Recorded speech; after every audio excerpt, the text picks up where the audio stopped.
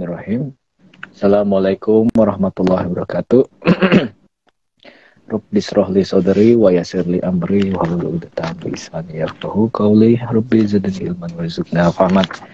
Terima kasih teman-teman sekalian, terima kasih terutama kepada Bang Dame untuk menyempatkan waktunya untuk kita kembali lagi dalam forum Iga Live Self Inquiry dan Filosofi. Di sini kita akan ini episode berapa ya?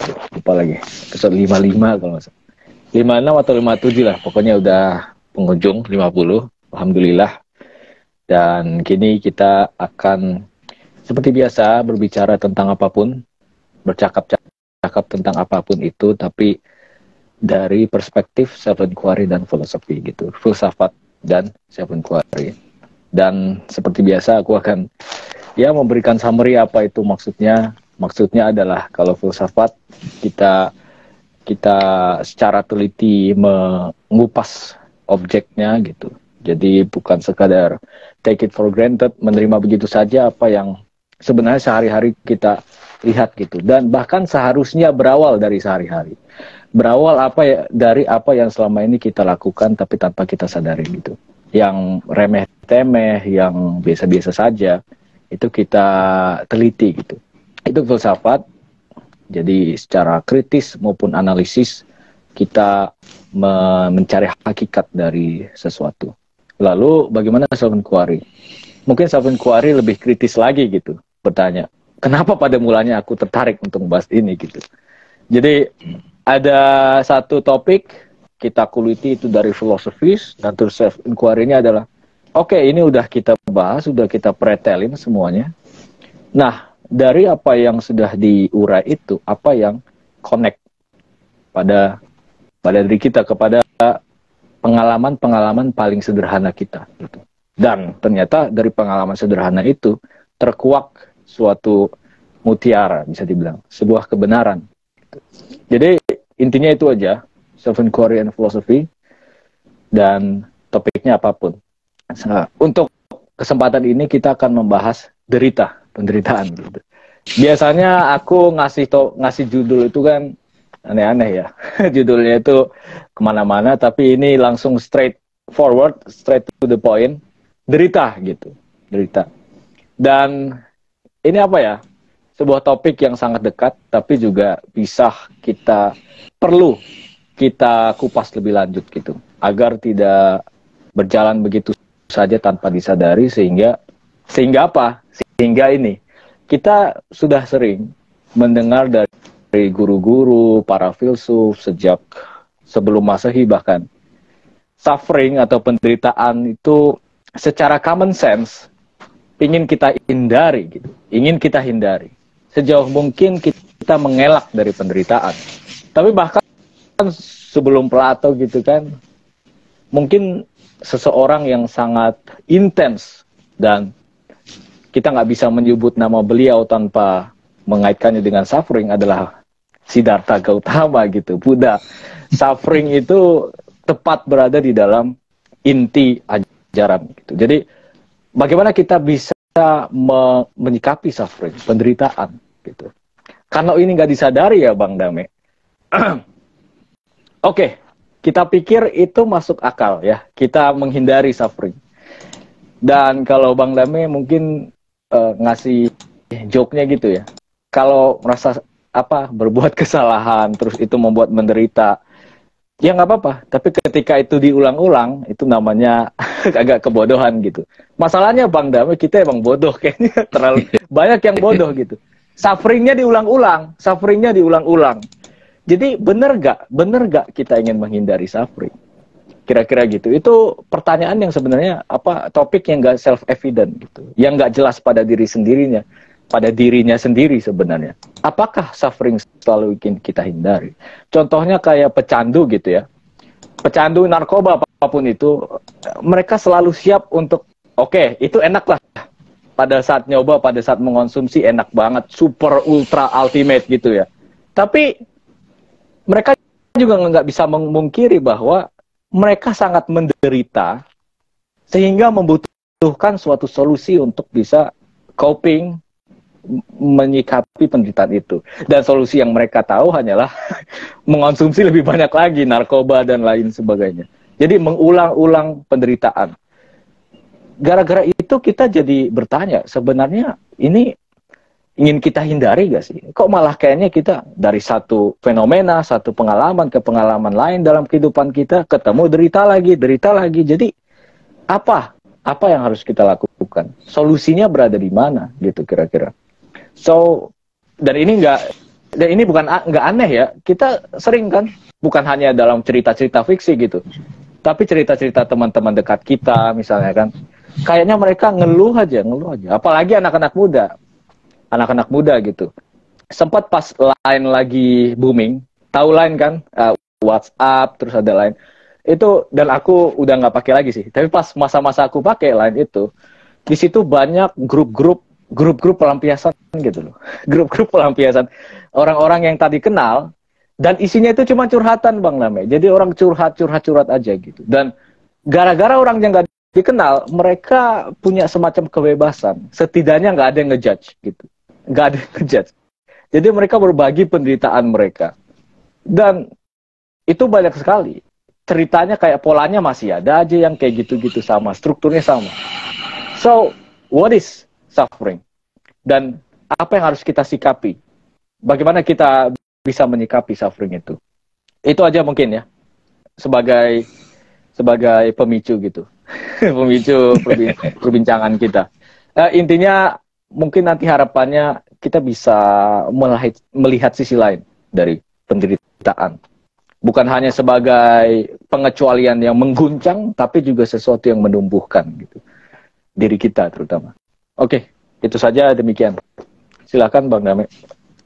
Ya, terima kasih Bang Arif, sahabat-sahabat yang setia mendengarkan IG Live Suara Guru ini.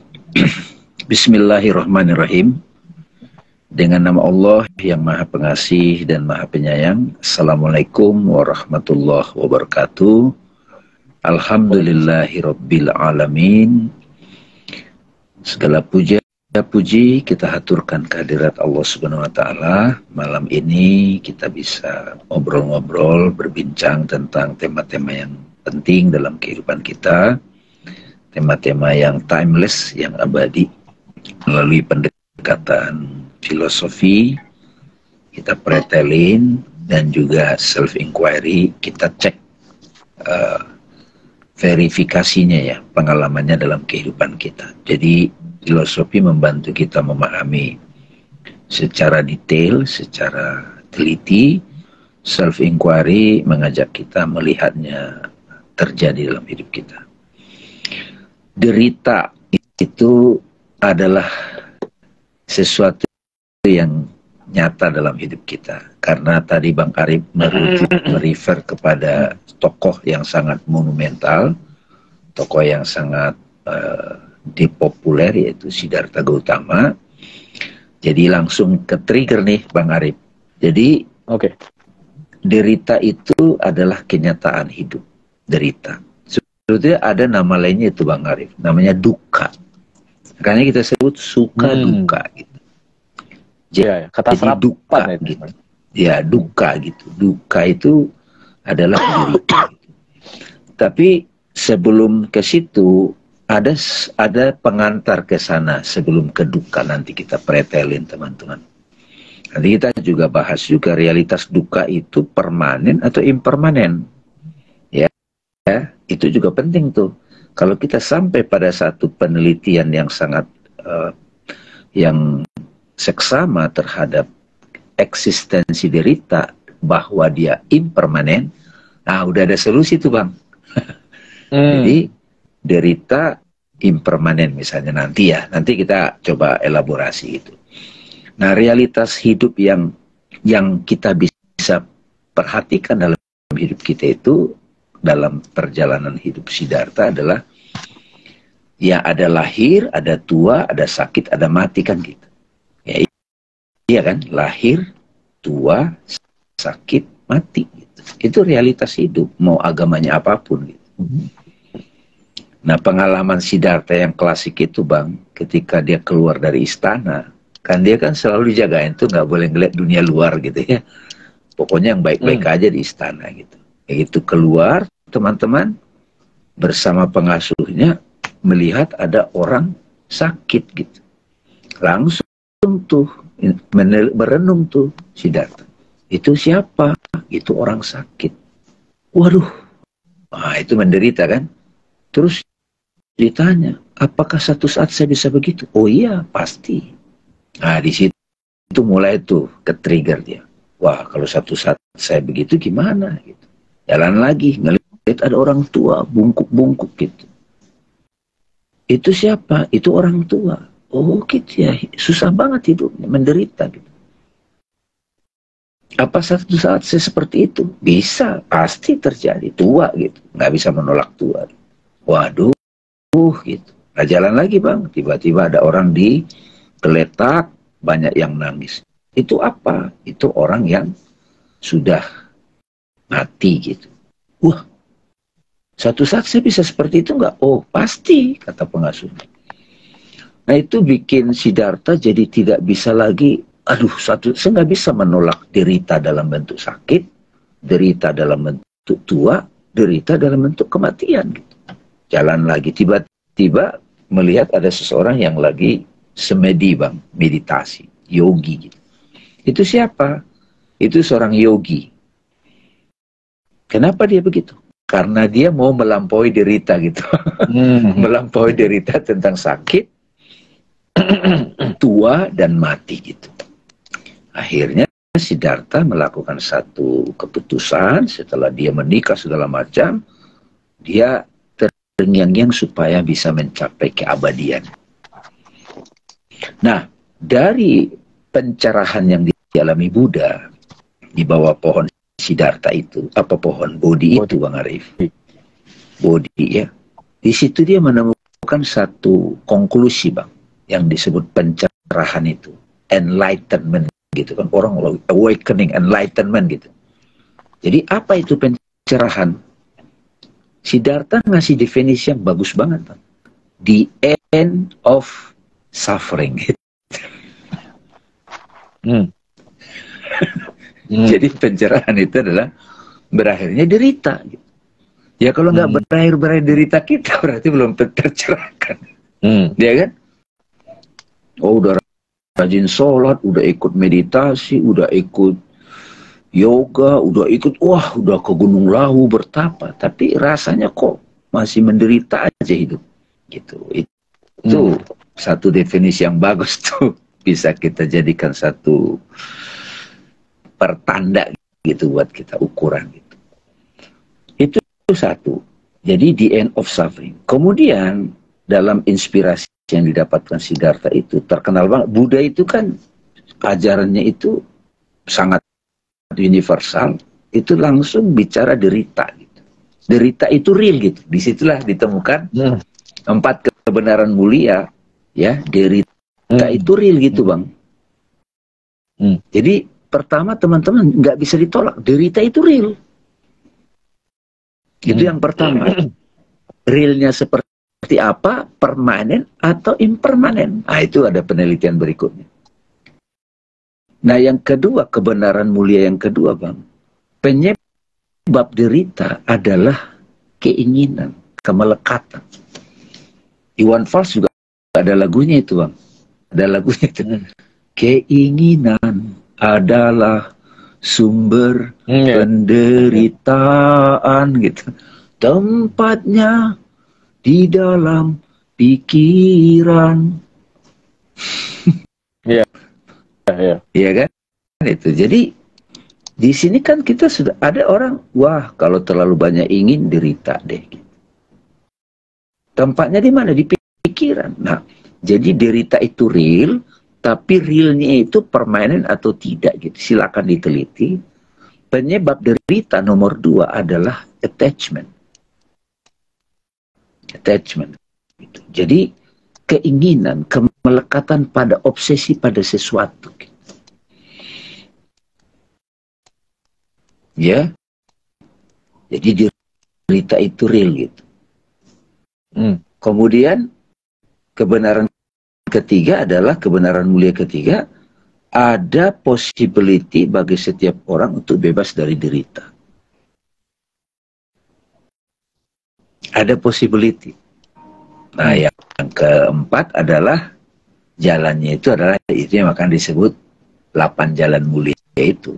Nah, di situ kan right view, right thoughts, right speech gitu kan. Tapi ini karena Bang Arif tadinya nggak terpikir mau bicara Siddhartha gitu Bang Arif, tapi Bang Arif memancing dari sisi Siddhartha gitu. Ya. Kalau dari sisi Vedanta, derita itu dari Hindu itu samsara namanya, Bang. Siklus. Samsara, sengsara. Perputaran dari satu attachment ke attachment lain. Kalau di Islam apa derita itu? Ya, derita itu sebenarnya yang selama ini disebut dengan neraka itu, ya, neraka gitu. Dia sebuah tempat atau bukan gitu.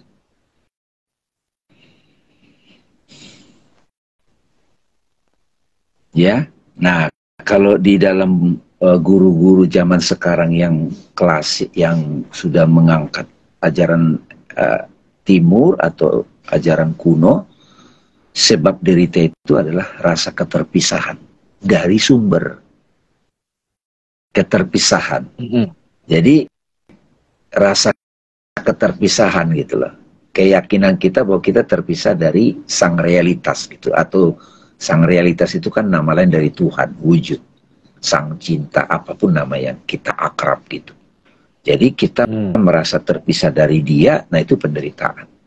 Jadi kayak ada yang, aduh kok aku jauh, nah, ada sesuatu yang kita cari, itu derita gitu. Nah ini dikenalkan Jalaluddin Rumi cukup epik gitu. Di dalam puisinya Matsnawi itu Bang, itu bait pertama itu udah ngomong derita itu. Dengarkanlah jeritan seruling bambu ketika dia dipisahkan dari rumpunnya gitu kan. Itu tuh, jadi derita itu satu sisi adalah sebuah panggilan, sebuah berkah gitu. Nah kalau kita teliti secara filosofi, eksistensi itu kan secara logika nih, physical appearance, physical maujud gitu, fisik kayak badan kita ini, benda-benda fisik itu. Lalu kalau kita menonaktifkan hubungan kita dengan appearance fisik yang disebut meditasi atau menutup panca indera, maka kita mulai sadar ada realitas imajinal kan, atau pikiran, apapun yang tampil di ruang batin kita, di mind gitu, touch, image. Nah itu, nah derita itu di mana gitu? Derita itu eksistensi apa? Physical appearance atau batin gitu, imaginal gitu. Eksistensi pikiran, mental existence gitu. Coba kita cek sama-sama pada pengalaman kita. Dia fisik enggak gitu. Uang itu kan kertas gitu. Wah saya menderita karena nggak ada uang. Karena tidak ada uang atau karena pemahamanmu ataupun kemelekatanmu pada uang gitu. Itu yang perlu diteliti gitu. Jadi derita itu eksistensi fisik atau mind gitu. Nah kalau saya ditanya sekarang itu apa bentuknya? Kalau api kan jelas fisik. Kalau derita, nah nama lain derita itu macam-macam tuh. Cemburu, takut, khawatir, gelisah, depresi, apalagi minder, insecure, anxiety, apa namanya, macam-macam tuh. Itu eksistensinya apa? Pikiran kan? Mau disebut di pikiran, di soul terserah. Tapi dia adalah objek batin, bukan objek fisik. Kalau ke fisik, itu namanya sakit. Kadang suka disebut pain, ya kan? Kalau ke fisik gitu. Yeah. Tapi kalau suffering, derita, itu sebetulnya, ya kata-katanya Iwan Fals itu bagus. Keinginan, banyak ingin gitu, jadi menderita. Nggak ingin, kalau nggak ingin ya saya, I am here now gitu. Kalau I am here now apa? No suffering gitu.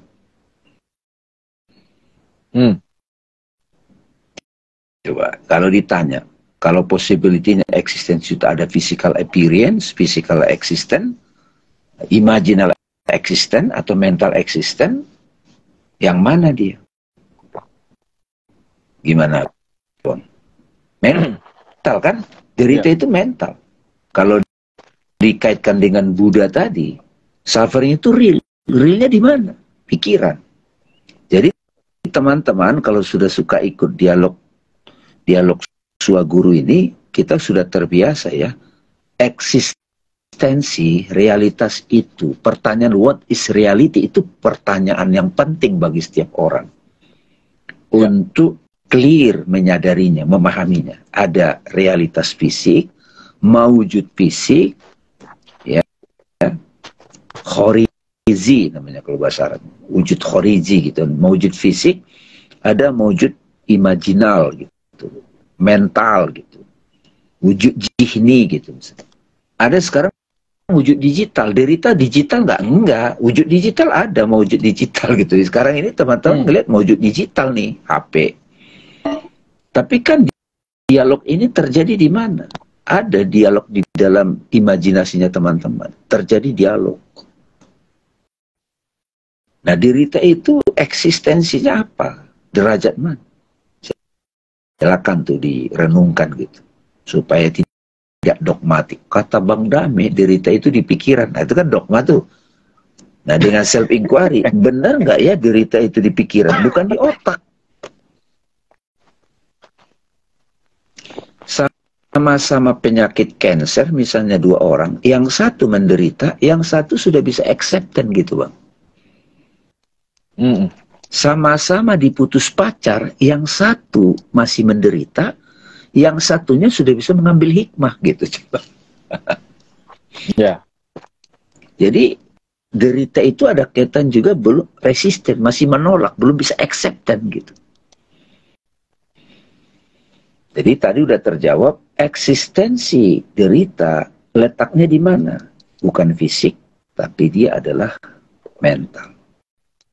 Mental berarti pikiran. Permanen atau tidak? Ya impermanen.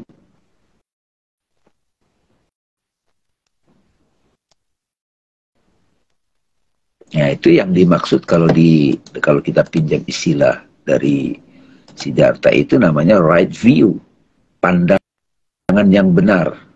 Oh, ini kan salah satu right view kan, clear seeing.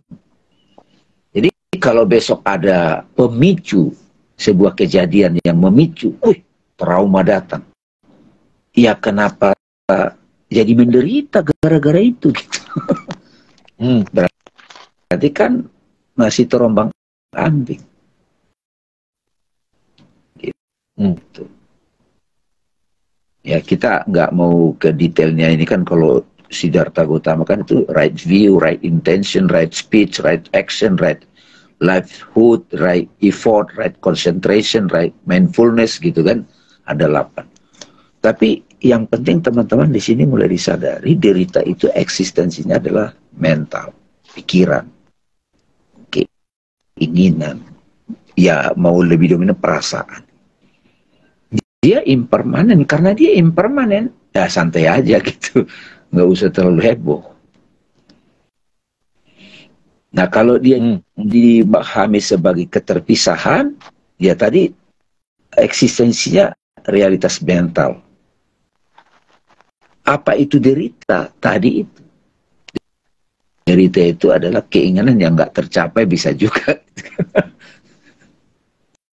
Kalau tercapai, senang sebentar, ingin lagi, derita lagi. Nah, itu muter-muter di situ.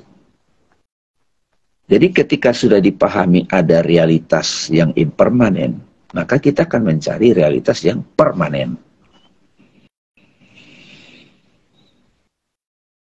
Jadi pendekatan filosofi dan self-inquiry ini sebetulnya bentuk meditasi teman-teman. Supaya kita tidak berputar dari derita satu ke derita yang lain. Kalau kita menarik ke ikro, ya ke dalam tradisi Islam, semua peristiwa kita menderita, merasakan. Tapi kalau kita ikro, itu tanda Tuhan gitu. Sanurihim ayatina fil afaki gitu. Kami tampakkan tanda-tanda kami di segenap ufuk. dan pada dirimu sendiri. Hatta yatabayyana annahul haq, sampai kamu menyadari al-haq hadir gitu. Jadi dengan mau yang mana terserah, mau tadi perspektif Buddha, ini dari ya Iqra bisa juga clear seeing tadi ya, apa adanya melihat. Jadi kalau kita menyadari setiap peristiwa itu sign of God, fokus kita mulai bukan lagi pada deritanya. Oke, saya merasa derita, saya merasa sedih, kan derita itu nama lain turunan dari si derita itu sedih. Lalu saya tanya pada diri saya, wih, ini tanda Tuhan gitu. Mau diajarin apa ini? Gitu Bang. Oke? Enggak, udah oke kan? Jadi, oke ya, jadi derita itu di pikiran, terus ya kalau kita langsung kepada, ya kalau misalnya derita lawannya senang, derita senang, atau ada derita bahagia gitu kan, ada yang bilang. Kalau bahagia yang hakiki itu tidak ada lawan, teman-teman. Kadang dikatakan dia adalah peace, gitu. Sakinah. Gitu. Bahagia yang asli itu adalah udah nggak ada lawan, gitu. Nah itu apa? Ya itu yang disebut dengan I am, gitu. Kembali ke subjek gitu. Kembali ke Allah gitu. Satu-satunya subjek kan Allah. Satu-satunya kesadaran yang dibalik semua ini ya Allah. Namanya Allah gitu. Aku, dia, kami, terserah namanya apa. Lihat konteksnya aja. Jadi derita itu adalah panggung sandiwara. Panggung sandiwara imajinal, panggung sandiwara digital, panggung sandiwara physical appearance. Ini udah banyak pertanyaan nih Bang sebetulnya nih. Soalnya materi suffering ini dahsyat ini. Coba baca. Iya, betul. Saya Bang nangkap nggak Bang Ari? Banyak nih pertanyaan nih Bang. Ini pertama nih dari Prahesti. Apakah rasa tidak bersyukur terhadap nikmatnya, walau sekecil apapun itu, termasuk sumber penderitaan dalam hidup? Ya, itu kan sering jadi kata-kata sehari-hari kalau di taklim-taklim gitu loh Mbak Pras. Ya. Bersyukur ya. Iya, bersyukur aja gitu loh. Tapi kan kita bosan digituin. Iya. Gitu. Syukur-syukur apaan gitu kan kira-kira. Makanya di dialog Suwa Guru ini, self inquiry, kita tidak lagi terjebak pada kata-kata ustadz, kata-kata di taklim. Tapi kita langsung selidiki, teliti gitu. Ya. Kalau itu syukur itu apa gitu kan. Menerima kan, apa yang ada itu dimaksimumkan. Gitu. Itu ya Mbak ya. Jadi mudah-mudahan dapat ya. Oke, itu menarik tuh. Tadi tentang menerima ya. Ini ada banyak pertanyaan, tapi ini dulu deh. Ini dulu ya, sebelum nanti kita Katsira dari Katsira, apakah Bang Dame menulis buku self inquiry supaya saya bisa belajar dengan runut? Ya, lagi proses ya buku. Sebetulnya di YouTube sudah banyak Mbak. Oh iya di YouTube Pak. Kalau Mbak Kats sudah misalnya ketik di YouTube Bang Dame gitu, tuh udah banyak tuh di situ self inquiry metodenya ada Mbak. Bang Dame gitu atau Pak Bang Dame khususnya ada tuh self inquiry udah beberapa kali. Ya. Bukunya insya Allah nanti terbit. Bukunya insya Allah. Ya. Dari tanya Isya, pemuka agama bilang terima derita dengan baik karena yang balas Tuhan. Tapi sense kita surviving, yang saya struggling, batas ikhtiar yang terbaik bagaimana kita tahunya ya? Nah ini lagi-lagi nih Mbak ya, jadi kita sudah terbiasa dengan belief system, akrab dengan Tuhan yang jauh gitu. Tuhannya di mana gitu, entah berantah gitu. Jadi aku dan dia itu jauh rasanya gitu. Jadi kalau ada derita kita memanggil jadinya. Tapi coba kita mulai dari perspektif Quran yang lain gitu, yang ayat lain. Aku dekat, lebih dekat dari urat leher. Aku bersamamu dimanapun kamu berada. Kemanapun kau menghadap di sana wajahku. Nah bagian ini, ayat yang ini, teks ini perlu diselami gitu. Nah makanya tadi itu mudah-mudahan dapat tuh derita itu sebetulnya eksistensi apa? Mau namanya cemburu, sedih, khawatir, takut, itu kan semua dikategorikan dalam satu kata suffering, derita. Nah derita itu apa? Dia kan bukan mangga, dia bukan batu, dia bukan fisik. Dia apa? Pikiran, mental. Pikiran jenis apa? Ya kalau saya kutip kata-kata Eckhart Tolle, compulsive thinking. Nyosor aja tuh pikiran tuh nggak bisa dikendalikan. Kayak iklan gitu loh, notification ke HP kita nggak undang, dia nongol aja gitu. Nah itu, nah pikiran compulsive thinking, tahu-tahu nongol gitu. Nah kita login lagi, dibawa-bawa sama dia. Karena itu perlu kita berlatih untuk menyelidiki pikiran yang ini, yang dinamakan derita ini. Dia sebetulnya tidak permanen. Nah, pada saat kita meneliti, menyadari dia tidak permanen, kita mulai kontemplasikan untuk menyadari siapa nih sang kesadaran yang mengamati pikiran ini nih. Nah, batas ikhtiar bagaimana? Nah, ya. Sebelum kita ikhtiar, kita sadari dulu nih eksistensi si derita dalam bentuk pikiran ini. Sadari dulu. Oh, si derita lagi datang nih. Derita jenis apa yang sering akrab? Insecure. Aku bukan itu loh, itu pikiran. Aku merasa sedih. Sedih kan bukan aku. Aku takut. Aku bukan si takut. Takut itu sejenis perasaan.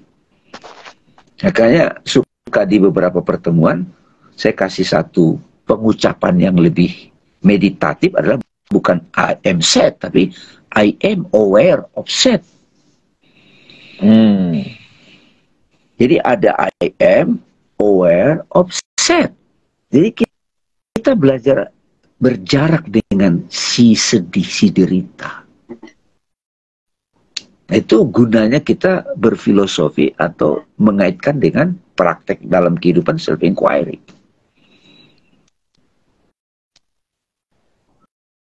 Jadi kalau kita terjebak nanti dengan saran-saran, saya harus survive, saya harus sabar. Kenapa kita tidak duduk diam? Ini derita yang suka itu apa sih? Gitu loh. Itu gunanya akal gitu. Ditafakurin. Makanya kata Nabi, tafakur sejenak lebih baik dari ibadah 100 rakaat. Melakukan langsung penelitian gitu. Jadi proof kita, kesaksian kita, verifikasi kita bukan referensi dari teks gitu. Itu kita hormati sebagai sumber. Kata-kata guru, tapi pengetahuan kita yang asli adalah kita selidiki langsung. Nah, itu gunanya dialog-dialog suaguru ini itu. Oke, ini lanjut nih. Pertanyaan dari Ade Suyatno Soekardi. Bagaimana menangkap makna derita? Apakah cobaan atau ujian? Juga mau tahu bedanya ujian dan cobaan. Terima kasih, Bang Leo. Oke, jadi apa namanya? Kalau di beberapa pertemuan, Mbak, saya suka kasih kata netral dulu. Sebuah peristiwa, oke? Sebuah peristiwa. Misalnya apa? Dompet hilang. Itu peristiwa kan? Kita belum memberikan penilaian. Ada yang loh, wah hilang dompetnya tuh banyak duitnya karena suka ngibulin, karma. Tahu-tahu oh ininya, oh kambing hitamnya karma gitu. Atau apa? Kutukan. Itu udah 2 nama tuh. Apalagi cobaan gitu. Dicoba, berhasil nggak? Agak beda kalau tipis. Ujian kita, gitu. Kita pikir ujian kalau di sekolah kan ada yang nilai gitu ya. Iya. Siapa yang nilai gitu? Wah, bener gak nih jawabanku gitu? Wah, kamu nilainya benar, benar jawaban kamu nilainya 100 gitu. Nggak ada kan? Siapa yang nilai? Iya. Iya, iya. Nah, saya punya urutan gini teman-teman ya. Mudah-mudahan bisa dipakai, tapi silakan diverifikasi dengan kehidupan masing-masing. Pertama, semua ini kita sebut peristiwa. Netral. Shoot, datang peristiwa tadi. Gempa bumi, atau kalau yang sehari-hari adalah dompet hilang, atau orang maki-maki kita. Peristiwa, biasa aja. Oh, peristiwa gitu. Baru tiba-tiba kita merasa menderita. Ada yang di dalam menderita. Peristiwa men-trigger ada yang bereaksi di dalam. Pikiran, perasaan. Oke? Atau memori. Nah, di situ kita mulai menilai peristiwa itu sebagai cobaan. Kita coba urutannya yang saya suka tuntun ke orang, sarankan peristiwa. Kalau mau masuk supaya lebih meditatif, ini sign of God. Tanda-tanda Tuhan. Itu udah mulai ngerem tuh.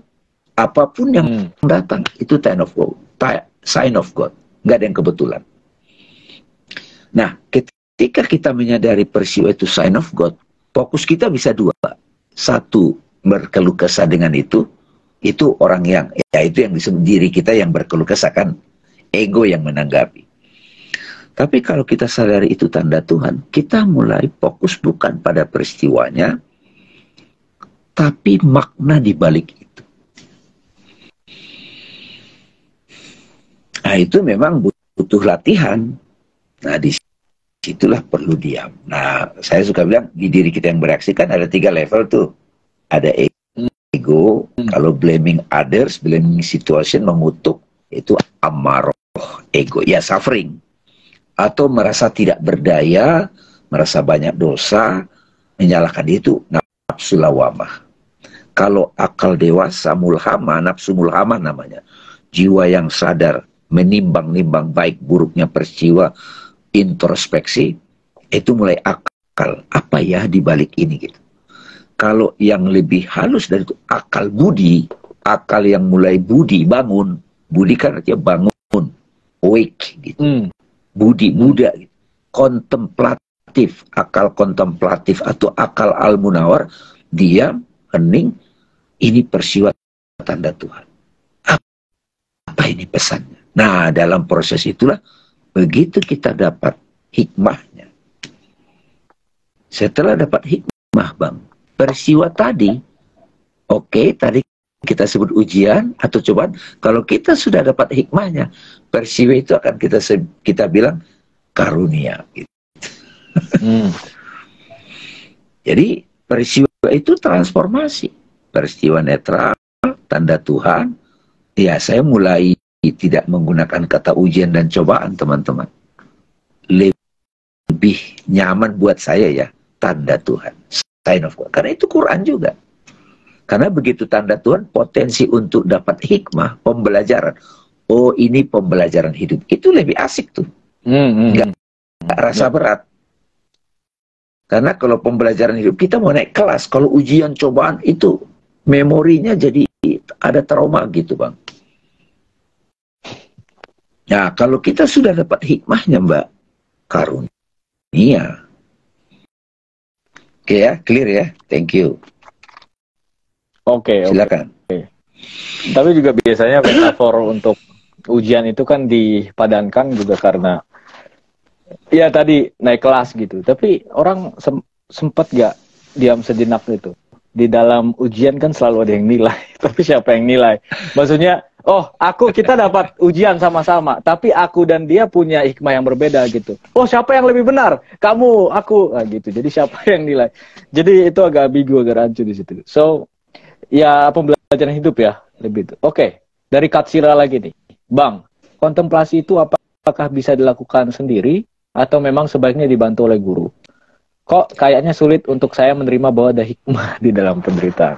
Nah, ini speak for all of us kayaknya nih. Kok kayaknya sulit untuk saya menerima, sulit untuk saya. Ini saya yang mana nih? Itu tanya dulu. Katsira. Kok kayaknya sulit ya untuk saya menerima. Nah, siapa saya yang mana dalam diriku. Nah itu tanya tuh Mbak, saya yang mana dalam diriku yang sulit menolak itu. Nah disitulah nanti penting banget mengenal diri. Nah di beberapa dialog Suaguru ini ya Bang Arif ya, itu udah kita bahas tuh. Bahkan di YouTube-nya Suaguru ada bahas itu. Siapa nih aku yang menolak ini? Kita ngamatin tuh, kita narik nafas. Nah disitulah kita mulai pelan-pelan mengamati ada diri kita yang disebut nafsu ataupun personality yang denial. Nah ini suffering memang. Nah kemampuan mengamati pikiran, kemampuan mengamati perasaan. Nah yang mengamati ini, ini yang disebut dengan terbukanya aku sejati. Ya. Apakah perlu guru? Tahap awal perlu. Tapi finally nanti guru itu hanya membantu kita mengenal kita pada sang aku. Sang aku itu adalah jati diri kita. Siapa yang kenal jati dirinya, dia kenal Tuhan. Jadi memang nggak bisa dipungkiri tahap awal kayak anak apalah beranjak, merangkak, ataupun naik sepeda, naik mobil, ada mentornya dulu. Secara logis. Tapi ada jiwa-jiwa kayak Ramana Maharishi, dia langsung self-inquiry gitu kan. Tapi secara umum kita butuh. Kalau belum ketemu guru, sahabat spiritual. Apa itu sahabat spiritual? Yang kita bisa ngomong jujur, nggak dijudging. Dan deep talk ya? Ya, deep talk gitu. Bukan sekedar pura-pura gitu. Itu bersyukur banget kalau kita bisa ketemu sahabat spiritual. Seperti dialog-dialog kita di Suaguru ini kan dalam rangka, ya kita udah sahabat ini teman-teman. Nggak ada apa ya. Oke, salam Pak. Oh, dari Kanada. Halo Pak Ade. Di Sukardi. Insyaallah ya, ditunggu bukunya. Amin. Makasih Pak Adi. Tahun depan insyaallah. Ini tanya Isya lagi nih. Terima kasih sudah dijawab plus dibaca. Pemahaman saya tentang derita terletak di persepsi kita ya Bang. Ya, persepsi persepsi itu bahasa Arabnya itu namanya tasawur. Persepsi itu banyak teman-teman. Perasaan itu juga persepsi. Begitu itu persepsi, tapi ada persepsi yang derajat ya. Tapi intinya tadi derita itu adalah mental existence. Jadi batin, eksistensi batin gitu. Mau disebut pikiran silakan, mau disebut persepsi silakan. Mau image, gambaran mental, memori. Ya, kita kenali aja yang penting. Kalau saya mau marah, kira-kira begini nih suaranya nongol di batin. Gini nih perasaannya. Bahkan sampai ke fisik kita lebih peka gitu, lebih aware gitu, lebih alert. Gitu ya Mbak ya. Nah itulah tujuan dari puasa juga sebetulnya. Tuh puasa. Kita puasa menahan tidak makan, tidak minum, tidak mengikuti syahwat. Kita mulai tuh kenali desire itu. Tapi pelan-pelan kita mulai lagi mengenali keinginan. Mau marah, mau kesel, kepo, nyinyir, kan itu. Nah kalau kita sudah mulai akrab, alert, nah itu yang disebut nanti takwa gitu. Takun, bertakwa gitu. Ya. Kita berlatih terus. Ya. Oke, alhamdulillah. Gimana Bang? Kira-kira udah mulai terjawab belum? Udah banyak jawaban tadi. Udah banyak jawaban, tapi aku pengen melanjutkan sedikit ya. Maksudnya ya inilah. Nanti kita sebenarnya udah mau penutup, tapi kayaknya ini sebagai penutup juga gitu. Nanti diskusinya sebagai konklusi gitu. Pas Bang Dame, aku dan Kang Abu kita ngumpul gitu kan. Di situ ada topik yang menurutku sangat menarik. Pas di Bandung nih kalau nggak salah. Iya di Bandung. Jadi kalau kita pikir-pikir, kitab suci berisi jawaban. Tapi kita sering lupa bahwa ini jawaban untuk pertanyaan apa gitu. Jadi kalau misalnya Nabi Muhammad mendapat jawaban, kita mendapatkan pengetahuan lebih dari jawaban itu. Di dalam jawaban itu, ketika kita paham ini jawaban atas pertanyaan apa, kira-kira dari ayat tertentu Nabi Muhammad bertanya apa ya gitu, sehingga wahyunya gini gitu. Makanya ada apa istilahnya asbabun nuzul ya, kayak cerita ini ayatnya muncul kapan, histori gitu. Dan mungkin yang akan kulakukan itu seperti itu. Jadi Bang Damai tadi udah ngasih jawaban, dan kalau teman-teman cukup teliti udah mungkin tahu, oh ini jawabannya gitu. Aku akan menyuarakan pertanyaannya, Bang Damai. Nah, sebagai anak muda yang agak, ya kalau generasi Z, meskipun aku kesel ya, sikap generasi Z seperti ini. Mereka, bertanya kritis gitu kan. Selalu ada yang bisa ditanyakan gitu. Meskipun itu sikap yang cukup baik juga. Nah, oke. Tadi penderitaan muncul dari ketika kita tidak bisa menerima, menolak. Nah, oke, menolak apa? Coba kita refleksif gitu. Bagaimana jika, nggak dibilang penolakan atas penderitaan? Aku menolak untuk tidak menderita, membuatku juga menderita, gitu. Contohnya apa? Kasih contoh yang konkret. Ini, takut menderita. Takut menderita justru malah, ya karena takut kita menolak derita, malah menderita sendiri. Apa contoh konkretnya?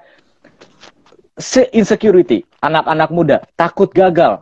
Mereka udah mencoba melakukan banyak hal, aku pingin sukses. Tapi ketika itu, aduh, insecure, kenapa? Kalau aku ngelakuin sesuatu, aku takut gagal.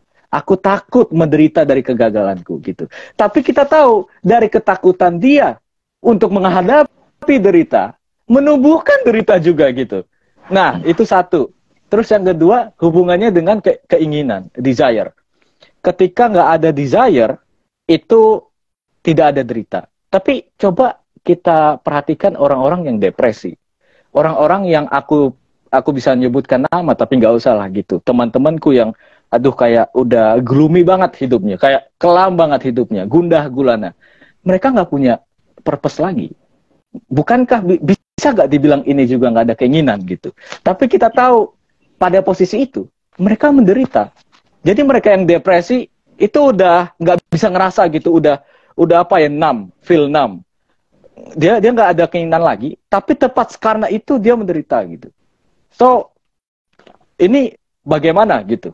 Ya, aku pikir sih jawabannya tadi udah di itu ya. Nah, sekarang kita mulai itu. Jadi ada dua, penghindaran dari derita menumbuhkan derita.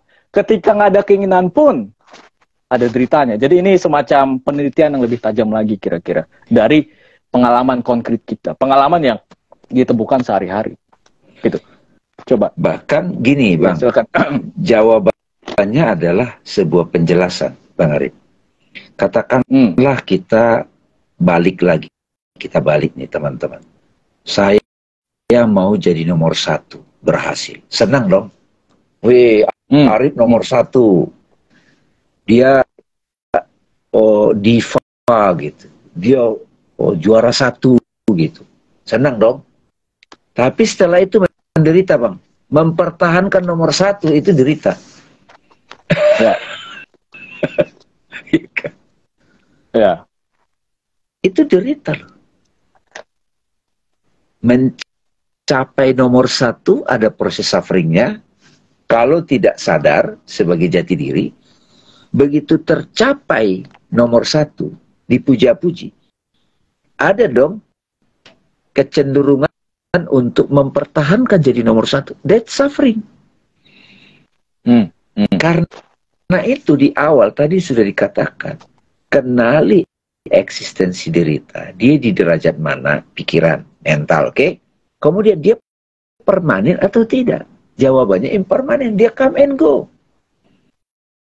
Karena dia come and go, ya sudah, pelajari aja polanya. Itu ya. Jadi mau datang atau tidak derita bukan lagi isu yang paling penting. Yes. Nah, kalau kita kaitkan tadi dengan Iqra, setiap yang disebut derita, saya dapat pelajaran baru nih. Saya ada pembelajaran baru. Saya ada kurikulum baru. Saya mendapatkan tanda-tanda Tuhan baru nih. Semakin mahir kita membaca tanda-tanda, dapat hikmah. Malah semakin excited kita kalau derita datang. Hmm. Hmm.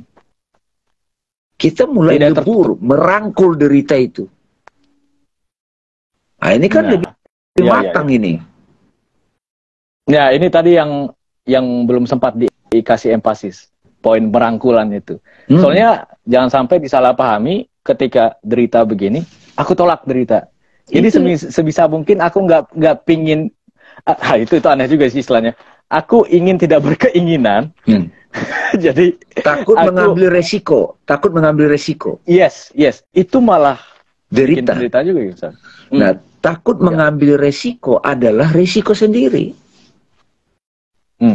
Yang disebut orang, aku mau pemilu nih, gua nggak mau milih.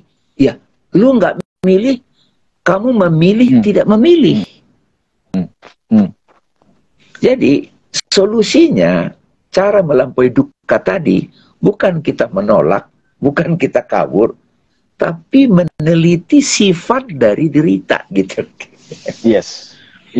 Sifat dari derita, pertama, eksistensinya di mana? Mental. Sifatnya apa? Impermanen. Terus, kalau dia datang apa?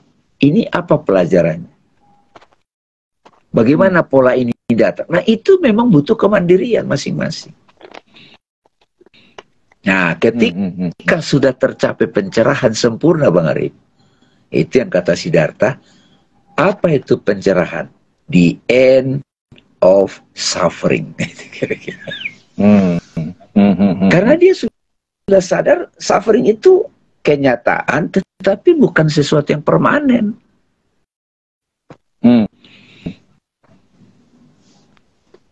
Nah, bungkusan derita itu banyak bentuk dramanya, gitu.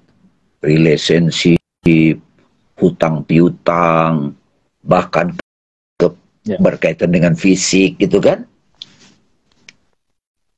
Drama, trauma masa lalu, itu banyak kemasannya. Tapi kalau kita udah sadari derita apapun adalah impermanen, nah udah, itu sudah cukup menyelamatkan tuh. Itu gunanya penelitian filosofi, gitu loh, kira-kira. Betul. Baru kita coba buktikan dalam kehidupan sehari-hari, tanya diri, siapa ini yang menolak peristiwa yang sampai dia menderita? Tapi kalau dikonklusikan lagi, sebenarnya derita itu adalah bila kita terjebak pada imaginal self atau ego, kan? Sumber segala derita kan ego. Dan ego itu sebenarnya impermanen, nggak permanen.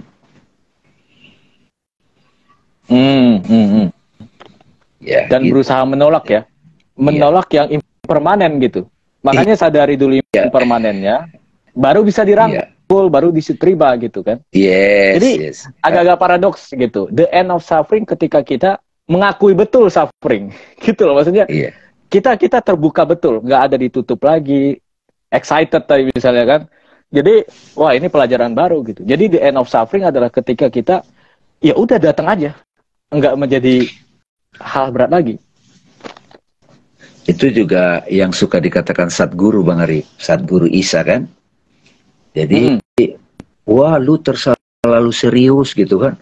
Ya orang lagi ditagih hutang, kan serius dong mau menyelesaikannya. Jadi Satguru pingin ngasih tahu santai aja. Susah bagi orang kan gitu. Tapi kalau saya senyum dalam batin, Satguru bisa ngomong begitu karena dia sudah sadar yang permanen sama impermanen. Sudah dirangkul gitu loh. Tapi bagi orang yang belum sadar jati dirinya, itu derita itu real banget. Bahkan Buddha tadi bilang kan derita itu real kok. Cuman diselidiki, asal muasalnya apa? Attachment, keinginan. Tapi ada loh possibility untuk keluar dari situ. Caranya apa? 8 jalan mulia. 8 jalan mulia itu yang paling utama itu adalah clear seeing. Jadi bukan berpikir positif loh Bang Arif. Berpikir positif itu bisa manipulatif loh. Betul, betul. Orang itu nyebelin. Wah enggak, lihat aja baiknya. Padahal faktanya dia memang nyebelin juga. Kalau clear seeing kan, oh dia nyebelin. Tetapi saya tidak terpengaruh oleh sifat dia yang nyebelin. Dia emang begitu gitu. Kita berdiri, standing, I don't mind gitu. Iya, Ini iya. ada yang nanya, Suaguru apakah membuka konseling gitu? Chatting aja ke DM-nya Suaguru, Mbak. Silakan. Ya, mungkin kita ketemu offline dulu kali ya. Offline gitu insya Allah.